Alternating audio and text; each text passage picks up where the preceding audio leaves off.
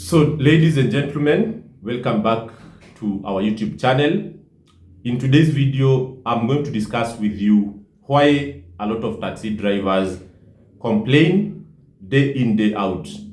Most of you who travel within the city of Nairobi using Uber, Bolt, or other ride-hailing application will agree with me that the common denominator among all taxi drivers is the aspect of dissatisfaction with the work that they do.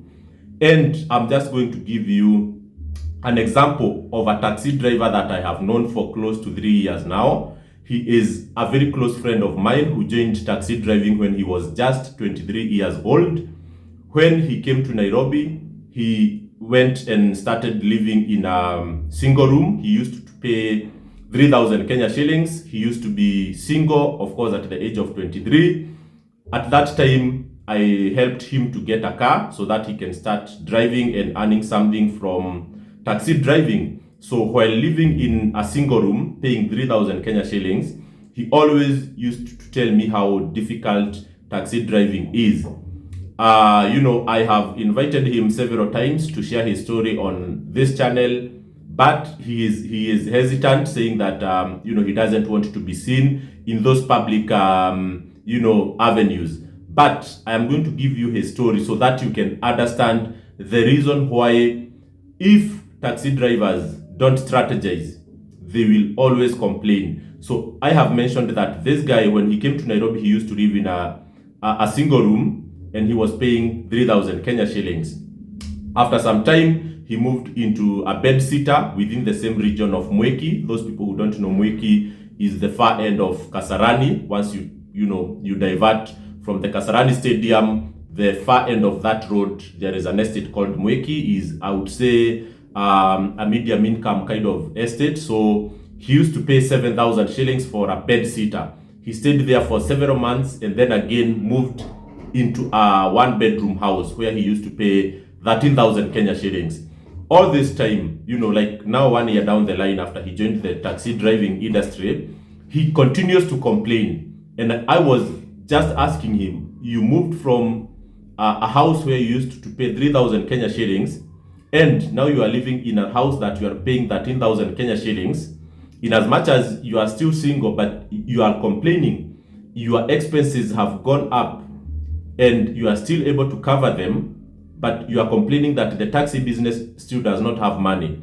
So a few months later, so like after doing the taxi business for I would say 16 months, the guy got married, and right now he has a 6 months old kid, and the guy is still complaining and saying there is no money in this industry. And the question that I'm asking myself every time I meet him or I think about him is, he complained since day one when he was having relatively very low bills to pay. Right now, he has a bunch of bills that he has to pay. He has to take care of his family. He has to pay rent that he pays 13,000 Kenya shillings, and still complains that there is no money in the industry.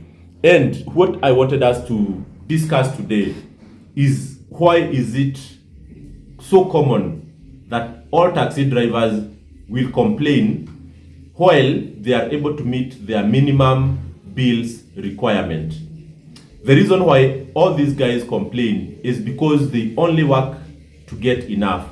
The moment they get enough for their bills, the moment they get enough for the day, some of them stop working.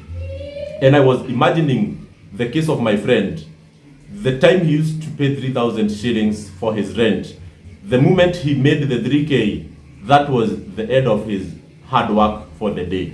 That was the end of his efforts to get more money, because he did not have other goals apart from just paying for the little bills he had that time. Even at this time, his bills might look quite a lot, but he's not trying to get more money over and above what he needs to pay the bills. That is the first thing.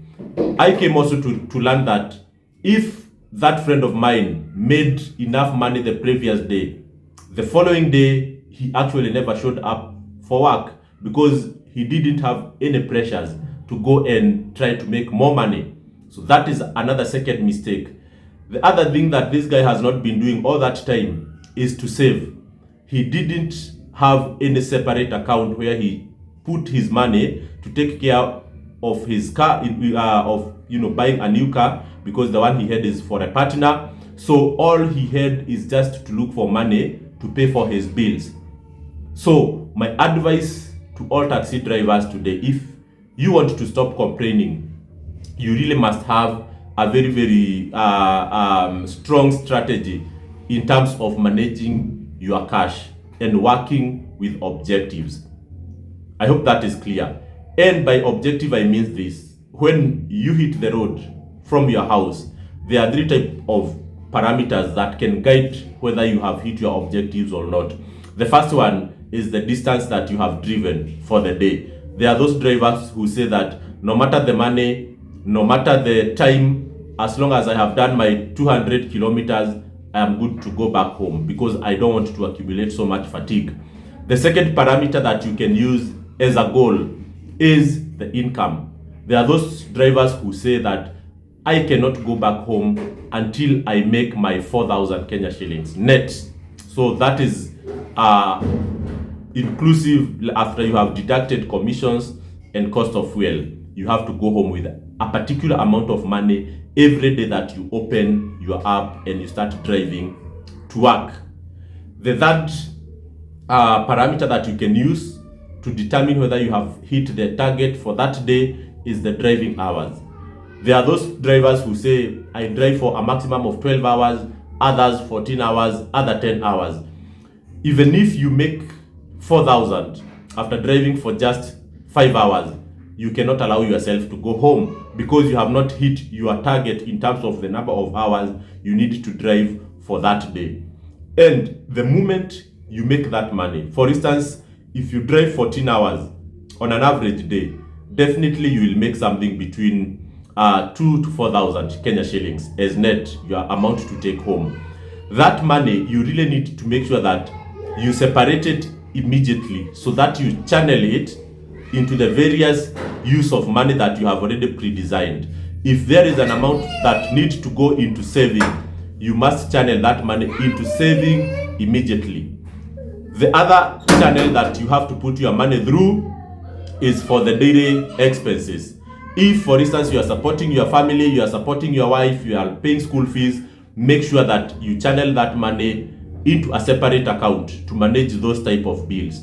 And then there is, the ones that are the standard bills, for instance, rent, and, if you are also putting money aside for your car maintenance, or if you are putting money aside to pursue a long-term goal of buying a vehicle. So that by the time you go back home, you only have very, very little money left in your pocket, but you know that in the long term, a lot of things have already been sorted. That kind of a driver will never complain because he will not have money in his pocket left so much at the end of the day, but the reality is he has already channeled that money into accounts whereby it will be withdrawn or it will be drawn to pay for those bills when that time comes. And that kind of driver honestly will not complain. I have seen such type of drivers on the roads. A lot of them have also accepted to share their experiences. You can check out some of those videos on this channel and you will come to learn that cash management is the biggest problem of taxi driving industry in Kenya. It is not the lack of money that makes people complain. It is the mismanagement of money. There are so many people who make very little money based on their salary, but they are able to manage it because it is predictable.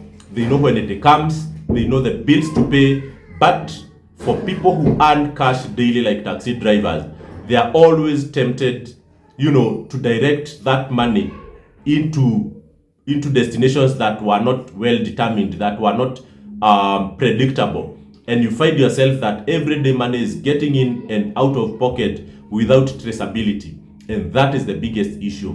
And then when you work with targets, it doesn't matter whether it is a rainy day or a sunny day, you will always be able to manage your efforts.